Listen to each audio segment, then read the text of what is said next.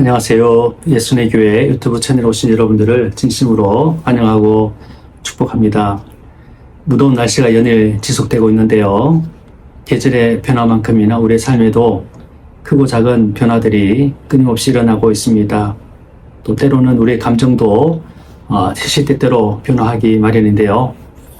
분명한 사실은 우리를 향하신 하나님의 사랑은 결코 변하지 않는다는 사실입니다. 오늘도 이 하나님의 사랑과 은혜를 기억하면서 감사함으로 하나님 앞에 예배 드리겠습니다. 하나님은 영이시니 예배하는 자가 영과 진리로 예배할지니라. 아멘. 시편 31편 11절 말씀으로 하나님께 찬송 올려드리겠습니다. 너희 의인들아 여호와를 기뻐하며 즐거워할지어다. 마음이 정직한 너희들아 다 즐거이 외칠지어다. 아멘. 오늘 하나님께서 우리에게 주시는 말씀은 신약성경 요한 1서 4장 18절 말씀입니다. 사랑 안에 두려움이 없고 온전한 사랑이 두려움을 내쫓나니 두려움에는 형벌이 있음이라. 두려워하는 자는 사랑 안에서 온전히 이루지 못하였느니라. 아멘. 며칠 전 미국 텍사스주 커 카운티에 천년에 한 번 있을까 말까 하는 홍수가 발생했습니다. 현재까지 사망 실종자가 약 300여 명에 이르고 있습니다. 첨단 과학 기술 장비로도 예측하기 어려운 이러한 기상 이변이 일어난 것입니다. 어떤 과학자는 이대로 가면 2150년이 되었을 때 온 인류는 기상재해로 멸망하게 될 것이다. 그렇게 예측하기도 합니다. 분명한 사실은 이러한 기상 이변의 원인이 바로 인간의 탐욕의 결과라는 것입니다. 세상 사람들도 인간의 탐욕의 끝은 멸망하는 것이다, 멸망받는 것이다 라고 이야기하고 있습니다. 누가복음 15장에 보면 예수님께서 이런 이야기를 들려주셨습니다. 아버지에게 두 아들이 있었는데요. 이 둘째 아들이 하루는 아버지를 찾아와서 자기에게 돌아올 유산을 달라고 이야기했습니다. 아마도 둘째 아들은 자기 주장이 강하고 또 독립심이 강했던 것입니다. 원대한 포부도 있었던 것 같습니다. 자신의 인생, 자기 마음대로, 자기의 뜻대로 또 원하는 대로 살고 싶어서 아버지의 곁을 떠났습니다. 그는 먼 나라로 갔고 아버지의 간섭도, 누구의 간섭도 받지 않고 자기 마음대로, 자기 소견에 오른 대로 하루하루 살아갔습니다. 그는 허랑방탕한 삶을 살게 되었습니다. 이처럼 사람은 하나님을 마음에 두기를 싫어하고 자기의 마음대로, 자기의 뜻대로 살고 싶어 합니다. 이 둘째 아들은 얼마 지나지 않아서 그 나라에서 살면서 모든 가진 것을 허비하고 말았습니다. 설상가상으로 그 땅에 흉년이 들어서 참으로 하루하루 살아가기가 힘겹게 되었습니다. 돼지가 먹는 쥐염 열매조차도 구하기 힘든 그러한 상태에 이르게 되었습니다. 그 누구도 어떤 사람도 그에게 도움을 주는 사람이 없었던 것입니다. 비참하기 그지없고 처량하기 그지없는 인생의 나락으로 추락하고 말았습니다. 인간의 탐욕이 바로 이와 같습니다. 인간의 탐욕의 끝은 멸망으로 치달을 수밖에 없다는 것입니다. 70년, 80년, 100년 인생을 잘 살아보겠다고 우리가 열심히 노력하고 수고하고 땀 흘리며 살아가지만 그 인생의 마지막은 죽음만이 기다리고 있다는 것입니다. 하나님을 떠난 모든 인생이 바로 이와 같다는 것을 말씀하고 있습니다.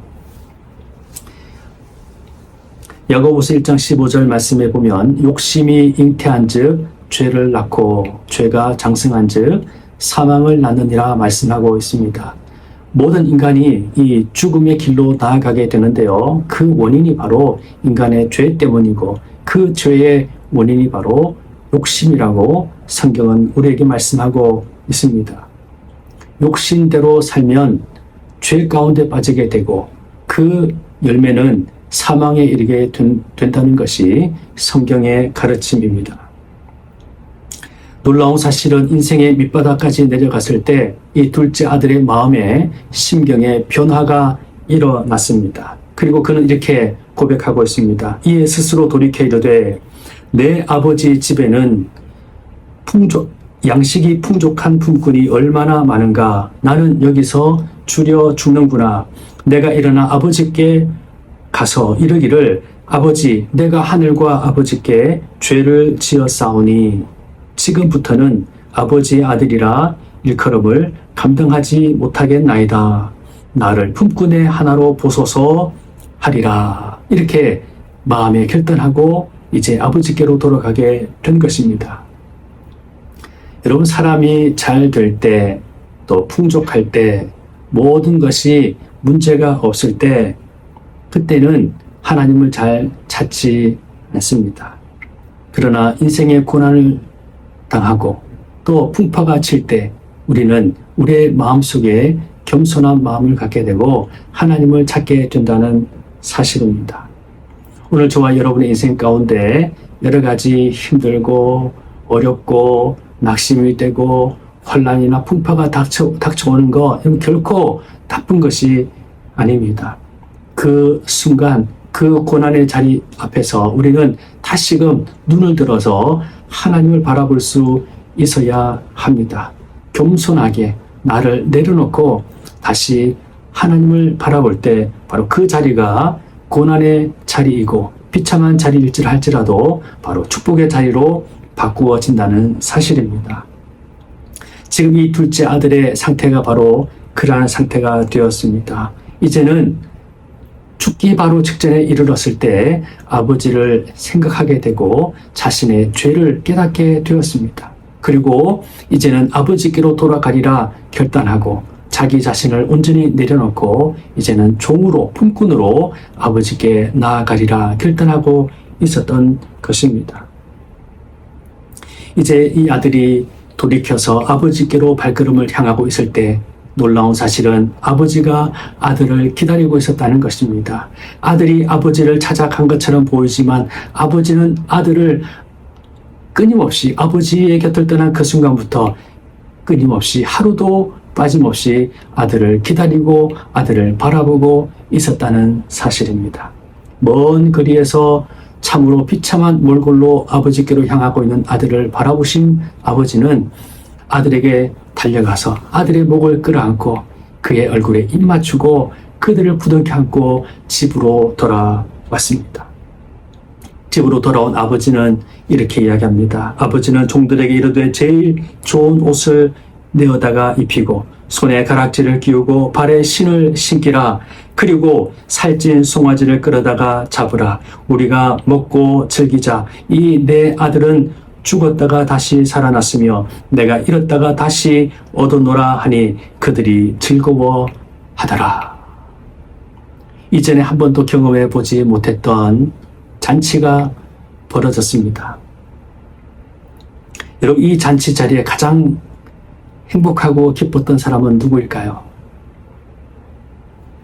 바로 아버지였습니다.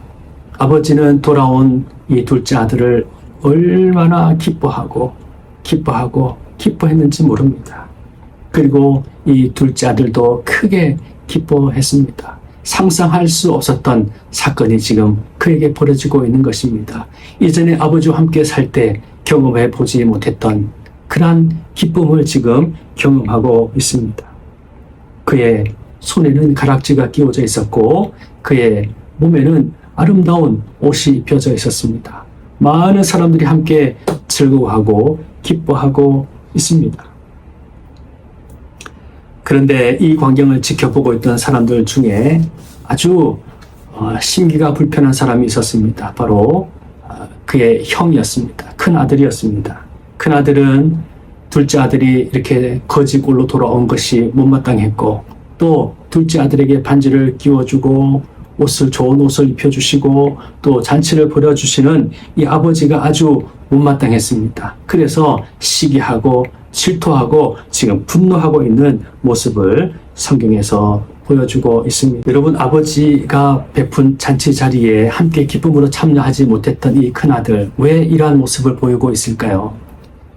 너무나도 분명한 것은 이 큰아들은 아버지의 사랑을 알지 못했기 때문에 그렇습니다. 깨닫지 못했기 때문에 그렇습니다.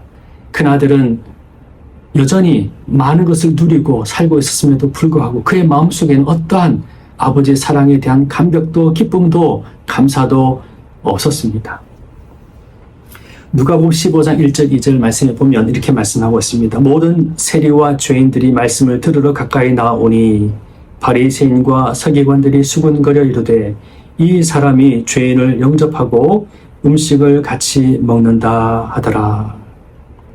당시 종교 지도자들이었던 바리새인들과 서기관들은 예수님을 아주 못마땅하게 생각했습니다. 지금 예수님께서 세리들과 죄인들과 함께 음식을 잡수시는 모습을 아주 못마땅하게 여겼습니다. 왜 그랬을까요? 지금 바리새인과 서기관들은 예수님을 하나님의 아들로 인정하지 않았고 하나님의 아들인 것을 깨닫지 못했습니다. 하나님의 사랑과 은혜를 깨닫지 못하니 예수님의 일거수일투족이 불만이었고 또 예수님을 향해서 적대적인 모습을 보였던 것입니다. 그래서 예수님께서 이 이야기를 아버지와 이 둘째 아들의 이야기를 그들에게 들려주셨던 것입니다. 지금 아버지는 돌아온 이 죄인, 이 둘째 아들을 부둥켜 끌어안고 함께 음식을 나누며 기뻐하고 있는데 지금 큰아들은 아버지의 마음을 알지 못하는 큰아들은 오히려 비난하고 분노하고 있는 장면이 마치 바리새인과 서기관들의 모습이라고 할 수 있었던 것입니다. 우리가 흔히 이 말씀을 가리켜서 탕자의 비유라고 이야기하지만 결코 사실은 이 둘째 아들이 주인공이 아닙니다. 예수님께서 이 이야기를 통해서 하시고자 하셨던 메시지는 바로 아버지의 사랑입니다. 아버지의 사랑 이야기를 지금 하고 있습니다. 인간은 하나님을 마음에 두기를 싫어하고 꺼려하고 자기의 욕심을 따라서 자기의 마음대로 자기의 생각을 쫓아서 살기를 원하지만 하나님은 그럼에도 불구하고 이 하나님을 아버지를 떠나는 둘째 아들을 기다리시는 것입니다. 그가 돌아오기만을 기다리신다는 것입니다. 모든 것을 다 잃어버리고 비참한 상태에서 돌이키고 뉘우치고 아버지께로 돌아오기만 한다면 아버지는 그를 멀리서도 바라보고 계셨다가 그를 부둥켜 안아주시고 입 맞추어 주시고 집으로 데려다가 잔치를 베풀어 주시는, 그리고 다시금 사랑하는 아들의 자리로 또 그 자리를 회복시켜 주시는 아버지의 사랑을 지금 이야기하고 있는 것입니다. 하나님 아버지의 사랑 이야기, 바로 그 이야기가 탕자의 이야기입니다. 여러분, 그러므로 오늘 우리의 삶에 하나님의 사랑을 깨닫기 위해서는, 하나님의 사랑을 우리가 받기 위해서는 반드시 우리의 삶 가운데 회개가 일어나야 합니다. 내 욕심을 내려놓고 내 생각과 내 고집과 내 삶의 방식으로 살아가면 결코 우리는 참 사랑을 경험할 수 없습니다. 나의 죄인됨을 고백하고 연약함을 고백하고 나의 어리석음을 고백하고 하나님께로 돌이켜 우리가 나아갈 때 하나님의 사랑이 우리에게 부어지게 된다는 사실입니다. 하나님의 사랑을 깨닫게 된다는 사실입니다. 오늘 하나님께서 우리에게 주시는 이 말씀에 보면 사랑 안에 두려움이 없고 온전한 사랑이 두려움을 내쫓는다고 말씀하고 있습니다. 인간은 죄 가운데서 영원히 죽을 수밖에 없기에 인간의 심령에는 두려움이 자리 잡고 있습니다. 그 무엇으로도, 그 어떤 것으로도 인간의 두려움을 우리가 물리칠 수 없습니다. 그러나 오직 한 가지, 하나님께서 주시는 이 하나님의 사랑이야말로 이 모든 인간의 두려움을 근원적으로 다 물리쳐 주신다는 사실입니다. 오늘 성경에서 말씀하고 있는 이 사랑은 바로 하나님 아버지의 사랑입니다. 하나님께서 우리 인간을 지으셨고 우리 심령 가운데 하나님의 사랑을 부어주셨습니다. 그러나 인간은 하나님의 말씀을 떠나 인간의 욕심을 따라서 죄 가운데로 나아갔고 하나님의 사랑을 잃어버렸습니다. 하나님의 사랑 잃어버린 인간의 심령 가운데는 두려움이 자리 잡게 되었고 무엇을 가지든지 누구와 함께 있든지 그 어떤 자리에 있든지 인간의 두려움은 해결할 길이 없게 된 것입니다. 그러나 불안과 두려움과 멸망의 길로 걸어가고 있는 우리 인생을 하나님께서 불쌍히 여겨주셔서 인간의 역사 가운데 하나님의 독생자 예수님을 이 땅에 보내주셨습니다. 예수님께서 이 세상에 오셔서 인간의 모든 죄악과 허물과 또 죽음의 문제를 치히 다 담당하셔서 십자가에 못 박혀 죽으셨습니다. 그리고 3일 만에 다시 부활하셨습니다. 하나님의 사랑은 말로만 우리에게 해주시는 사랑이 아니라 하나님의 독생자 예수님을 통해서 예수님의 십자가와 부활의 이 놀라운 복음의 사건을 통해서 우리에게 하나님의 사랑을 부어 주신 것입니다. 하나님께서 우리에게 베풀어 주신 최고의 잔치 자리는 바로 예수님의 십자가와 부활의 사건입니다. 인류 역사상 가장 충격적이고 놀라운 사건이 바로 예수님의 십자가 사건이요 부활의 사건입니다. 욕심 가운데 죄 가운데 영원히 멸망의 길로 걸어가고 있는 우리 인생들이 살 길은 오직 한 가지입니다. 하나님 아버지의 사랑을 우리가 받아 누리는 것입니다. 예수 그리스도의 십자가와 부활의 이 진리는 우리를 살리시는 하나님의 사랑의 표현입니다. 어떠한 자리에 있든지 낙심과 절망과 또 인생의 밑바닥 가운데 있다 할지라도 그 어떤 사람도 그 누구도 하나님께서 우리에게 베풀어 주신 이 복음의 진리를 예수님의 십자가와 부활의 진리를 믿고 살아간다면 그 심령 가운데 하나님의 사랑이 부어지게 됩니다. 이 사랑을 받아들인다면 그 심령 가운데 두려움이 다 사라지게 될 것입니다. 마치 빛이 임하게 되면 어둠이 물러가듯이 예수님의 십자가와 부활의 진리를 우리가 믿고 받아들인다면 그의 심령 가운데 그 심령 가운데 하나님의 사랑이 부어지게 되고 모든 두려움이 떠나가게 된다고 오늘 성경은 우리에게 말씀하고 있습니다. 하나님께서 저와 여러분들을 사랑하십니다. 두렵습니까? 무섭습니까? 낙심이 되고 절망이 되십니까? 결코 그 자리에 머물러 있지 마시기를 바랍니다. 살아계셔서 역사하시 우리에게 사랑을 베풀어 주시는 하나님께로 나아오십시오. 하나님의 독생자 예수 그리스도를 나의 구세주로 믿고 고백하십시오. 반드시 살아나는 역사가 일어나게 될 것입니다. 두려움이 다 떠나가게 되고 하나님께서 주시는 참 평강과 기쁨과 소망이 여러분의 심령 가운데 충만하게 될 것입니다. 기도하겠습니다. 하나님 아버지 감사합니다. 탐욕과 욕심으로 말미암아 죄 가운데 영원히 멸망받을 수밖에 없는 우리 인생을 하나님께서 불쌍히 여겨주시고 끝까지 기다려주시고 우리에게 하나님의 독생자 예수 그리스도를 믿는 믿음을 부어주셔서 누구든지 예수 믿으면 멸망하지 않고 영생을 얻는 이 놀라운 은혜의 자리, 축복의 자리로 우리를 인도해 주시니 진실로 감사합니다. 회개할 마음 부어 주시옵소서. 우리의 죄를 깨달아 알게 도와 주시옵소서. 하나님 아버지, 우리는 참으로 탄식할 수밖에 없는 멸망의 길로 갈 수밖에 없는 연약함에 둘러싸여 있는 인생임을 깨달아 알게 도와 주시옵소서.